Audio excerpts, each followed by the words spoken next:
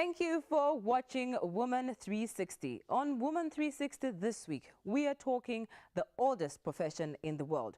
Of course, this is prostitution.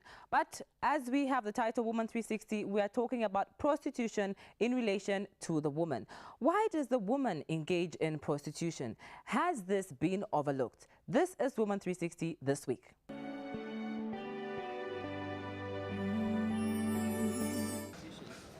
Well, mostly it's poverty, and then sometimes upbringing as well, the way somebody's brought up. Yeah. Like what? Their upbringing? Upbringing. So sometimes certain families, they don't. If you don't care, a girl child, you are supposed to take care of her as little as 7, 8 years old. From there, you don't actually charity begins at home. So if you care about the child just from the beginning, she will know that I'm not supposed to do ABCD. It depends on how you are. Depends on what? The way you take yourself. Yeah. There's some people you find that you're in a situation of you want some money. You just have to be patient. God will give you. That's what I can say. Don't go for money because you're suffering or what.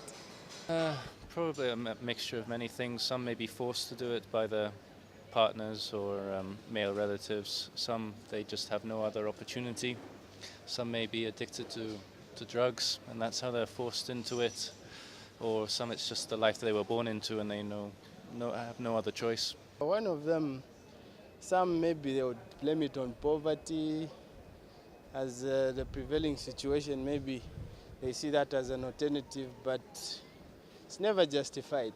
But I think that's what I can say. They're just used into prostitutions. Okay. Yeah. Okay, thank you. Yeah, some, yeah. Some, but some, it's just laziness, because there are some jobs which they can do. They can do farming. They can do so many things. There are so many things to do now because of they're just lazy. Yeah. There's too much hunger, unemployment. That's why they go into prostitution. For lack of, they look for a life. Yeah, find a living. Okay, so like job. Yeah, it's kind of a job, yeah. Okay. Why else would somebody do such a thing?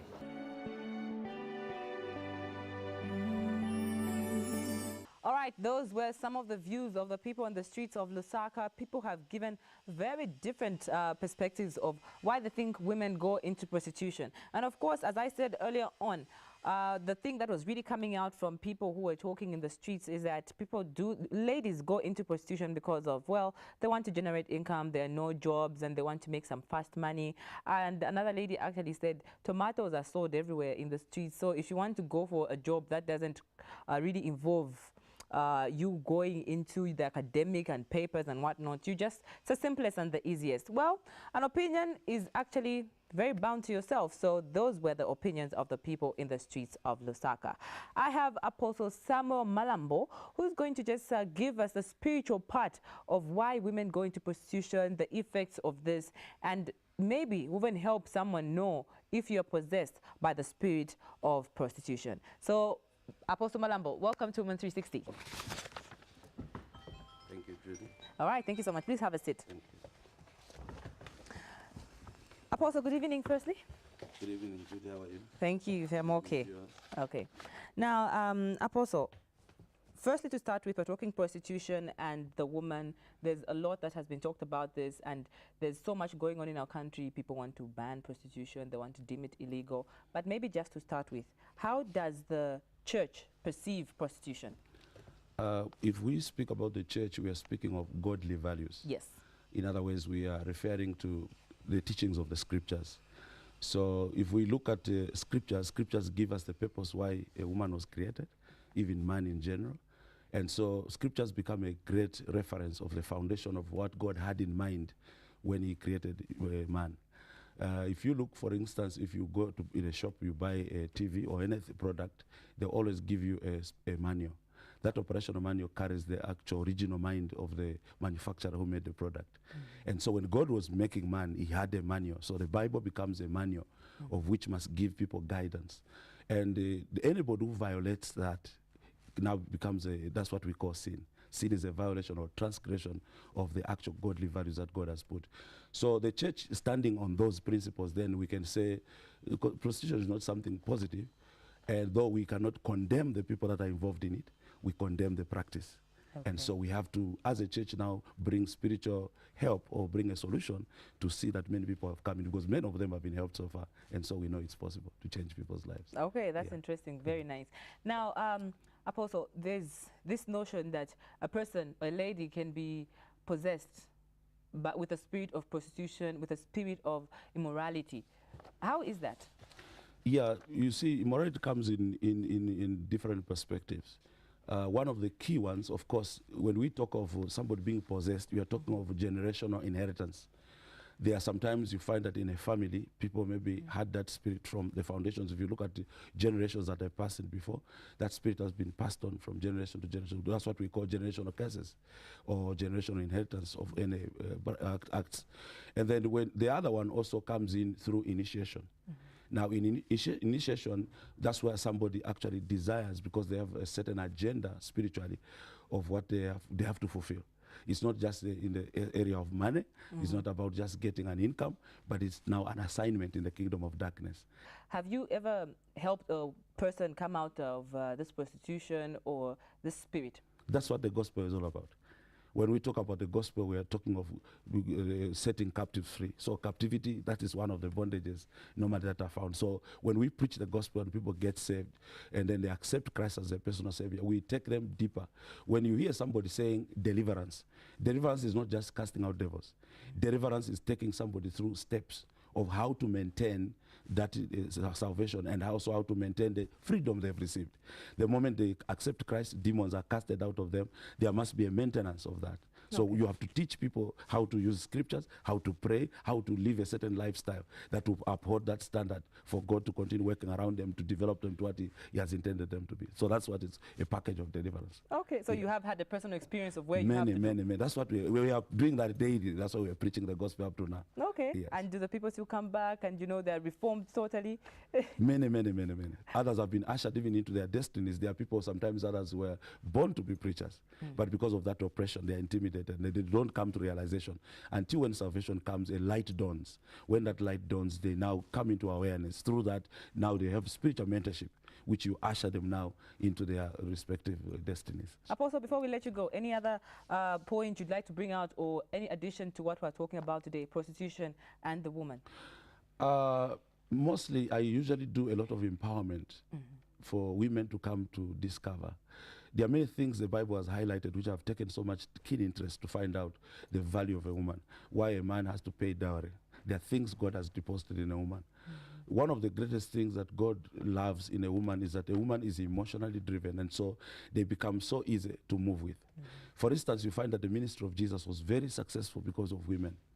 Now, why is a woman key? Because a woman is emotionally driven. So it's very easy for God to give you an assignment because you are emotionally given and immediately you get into it. Yes. A man is different because a man is thought driven. So before a man acts, he has to think, then it comes to the heart, then it goes to the pocket. But a woman, it comes from hearing straight into action. Definitely. And so those are some of the values that God builds in a woman. And on the other side also, women are the ones whom God gave a lot of moral responsibility in society. That's why you go back into the Old Testament law in the Jewish custom, you find that when they caught a woman and a man in the act, they'll release a man. They'll stone a woman. Do you know why? Because she has been entrusted much moral values. Okay. So if a woman is upright, the whole community becomes upright. Okay. When a woman becomes corrupted, the whole society becomes corrupted. And so those are some of the things that I normally highlight. I have 2 daughters myself, Yes. and I've impacted most of those values, and I also have other spiritual daughters. That's and so very on. nice, Apostle. So we are impacting many people and teaching them the truth so that they come to awareness and they know how to carry themselves and know how to reach the values that and standards God has set for a woman from foundations. Okay. Yes. Apostle Malambo, it's been a pleasure. Thank you so much for enlightening us on, you know, this spirit of prostitution, how it comes about, and just giving us details on that. Yeah. Thank you so much. It's been a pleasure. Thank you. Look forward to being with you again. Okay, thank you so much. You are watching 360 Degrees of Women Issues. Our topic for tonight is prostitution and the woman. Why does the woman go into prostitution? What are some of the causes? And I've spoken to Apostle Samuel Malambo, who's giving us his point of view from the spiritual side. Join me on the other side as I speak to my other guest.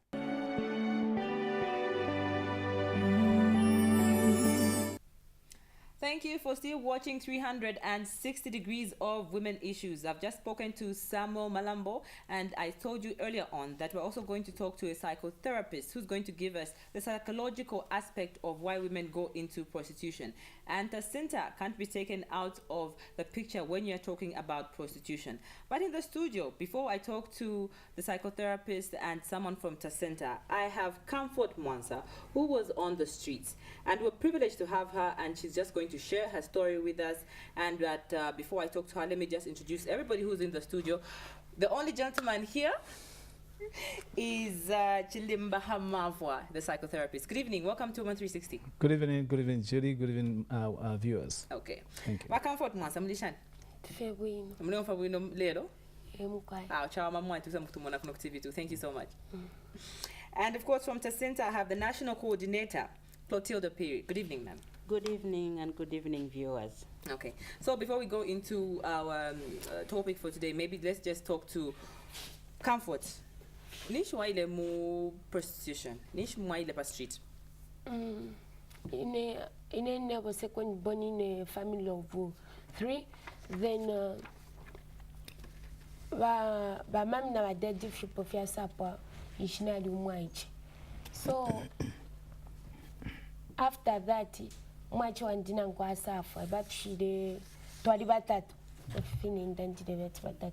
So manje after fiapo efiupo mwachi wandiafwa then badeti basa upaba na kashibambi foto watampiri okuikala then 97 bamamba ndi basafwa ya 97 but I was still staying with my stepmother and my dad as well. Then my elder sister, the one who remained, she was in Copper Belt. In 2001, nabena basa bafa nabena. So my 2000, not 2001, 2000. So life yandi. Yasa wakati fidia tare ngwa misha because obona temune bonse bafu and then nashana na badaji, to make matters worse, I was being abused by my stepmother. So life wasn't easy for me. I could complain a lot. Then I met certain friends who told me about that. You shouldn't be complaining all the time. It's better rather than you complaining all the time. Then the first day on I come back, I said, "I called what fidia na di umfa bwino." How old were you?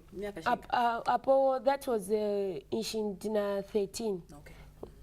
Shindina 13. Na I saw kodwa kumfako bwino fidia. Then I thought this is the life which I'm supposed to be leading. Since kainga wakorwa kubwarwa takuba kwatotuma tonton kanyo ule umfafe bwino mcharo chobe.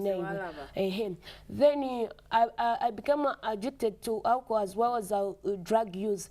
Then naresanga ti shiren shitashimo. Therefore kungobwarwa numba nshibomba kai. But now in them file craving, like if I want to take alcohol, then it's quite tempia. That's how I joined the sex industry, so that I can be making money. Gana pange shirempia na shitamo warwa, na shitamo tufia kufala, shanshani fidia. Then idia a bit yalisa ya kudidida. Ero ba manje batampano kumbwena mwabantuka inaba wesi. Then he shared tina pono muntudi wonse atishani fidio kupenda. Me, I was doing it out of anger. Then fidio muntunga sana ndo nani kaule kamfana. Share ke alingero na repetilisho kuchitobule wese. Okomaneka konse balelanda fati. Nkunso ntati kaule kamfana but tabayishi bechani ndengeshe kuti njingire mulira style. Then fidia balelanda inero na repetilisha ko na life yandi. Then alisaba fye wese sana na life pa street yaba shani kimatlondorera ko shani. Yeah, because I live past street. yalikosa yalikosa sana. Sometimes mbaba umebala kusenda bakuyuzinga firafine bambi nokupera mpya bakuma nokukoma palasti firafine imba kusenda bakushoku tadi okutali futhi lero mwachimufana fe bwino ayakuchinjisha amano even kai mwadishwa ili angoli kono mwa echeli mbwa sangati bakulu lero bare kubomsha ili careless so mwasangisha nkusasinta ofuna isangire kutasinta bali sabansanga ku North Mid abakutasinta then kai bara mnight church ngawana chinje nagwifina funa abaine so ndengira mnight church kwafurisha abana ndi bari mu street so that nabena bachinje so fo bashire nchita approach shan nambani amanata maybe limbi basa tani ki shan but basa rumbla pwati chebo cha kwalisika na yebe pshati kokwine kutasinta what do you do olongana yako kokwine kusinta na lasinta shan wasala ndeti we even offer spiritual counseling because once you're in prostitution life, it's like you're demonically possessed. So there's no way you can come out of it without God. Then narite mwasana. Maybe you can come in here. She talked about how Tacinta goes into the streets. How easy is it, that project of getting ladies from the streets to Tacinta? Judy, it's not really easy to go out in the street and getting the girls, removing them from the street, because the main thing they are on the street is money. It means when you are going there to say stop this, you have to replace that income. So it hasn't been easy, but we don't give up. We go and we tell them the truth about the dangers of what they are doing, because one thing you should know is that most of the girls on the street, they really don't enjoy exactly what they are doing. It's just to survive. So if we are offering alternatives, some of the girls who understand, and if they know that they can be supported education-wise, health-wise, their children will be supported, then they will see the need to come to Tacinta. Okay. But it's not easy, but we manage. Okay. And he was emphasizing I should pronounce it the Tonga way, but no, I'm just going to use the Bemba way. Anyway, she's given us a background. You're a psychotherapist. She's given us a background on some of the emotional effects that she carried her and drove her to go into the streets, apart from money. What are some of the psychological, is it pushes or something that really just pushes ladies to go on the streets? Yeah. I think that the reasons are psychosocial, as much as it could be economical. But we can also delve into the way our society is arranged. For example, deprivations that exist, disadvantaging. If you want to talk about sexual and gender-based kind of issues. But we find that while the women are driven by money, part of this could be like in well-to-do societies, to do with the name. Yes. They would be happy to say, in this country, who do I decide? Okay, Bill Gates. They would like to entice Bill Gates to bed and make a name out of it. Some research is suggesting that. Yes. But in our setting, and the researches we've done here in Quito, for example, in Lusaka, Quito, and Ndola, we found that a lot of our women may have some kind of distress from home because parent has died, there's no one to support them. They have no idea how much money they will make, but they have heard that they could make money. Someone introduced them. So the social structures that exist sometimes have pushed women to go into this area. So deprivation, distressing home environment, escapism to run away from a certain situation. Okay. Might be cited. Okay. Now that you've mentioned some of the examples from Zambia, it makes me think, how do we as Zambians perceive psychology, psychiatrists, and things like that? How is the response you've gotten? What's the response you've gotten from Zambians? Well, I'm a psychotherapist, and I went to school in England, 3 universities there. Because I know Zambians like saying, what is he saying? You can tell me because I'm angry, I'm behaving like this. Actually, I had a hard time. I have my own practice now, and I think it's getting steady. It's very hard to get, initially it was very hard to get Zambians to come for counseling, for example. but you have a lot of Asians, Europeans, like that. Zambians now, because of the breaking down family support system, have no choice. And also the other thing that has been a push for counseling in Zambia is HIV. Yes. Because the treatment of HIV has been institutionalized by governments, and our government has also taken on board counseling. So eventually everybody has gotten to know the idea of counseling. Okay, and coming back to you, Madam Clotilda, when we think about a center, we just think of it as in helping people from the streets. But do you involve maybe psychotherapists in the rebuilding of the ladies? And just tell us about some of the other projects that the center is involved in. Because people just think we just get the girls from the street and give them the skills. That's so weird. No, we do a lot of things at the center. We have taken what I would call a holistic approach to solve the problem of prostitution. By that I mean we have the psychosocial counselors who do the counseling. We have what we call the spiritual counselors, because we believe that can also help them in their change. We have a clinic with a full-time nurse who looks at the health matters of these girls when we get them from the streets. Apart from that, we partner with the same program where Comfort was. Yes, and Comfort is not the only girl, Sharps. Comfort is not the only girl who we have sent there. We have sent so many girls to Sharps, because for them to be on the street, most of the time it is accompanied by alcohol and drug abuse. So we need to partner with organizations like that so that they go through counseling and therapy if they are highly intoxicated with drugs. So there's a lot we do at the center. And that is when we do all that, the counseling, the spiritual, the clinic and all that, then we now start empowering them with the skills. If they have to go back to school, we have to send them back to school. Okay. And going back to psychotherapy, what are some of the effects of being on the streets of prostitution, basically? I think that there is a hardening of thinking. Someone is more or less like one-track mind about what they are doing at the exclusion of reality. And so if they don't have stress, for stress is there, like we heard, it's hard on the street, she says, they might just trigger a certain psychological problem that may be underlying some psychosis or some schizophrenia or something, deep depression, that will send them back to alcoholism. As you heard, she was linking the behavior to a habit. Yes. And she called actually sex itself addictive in her narrative.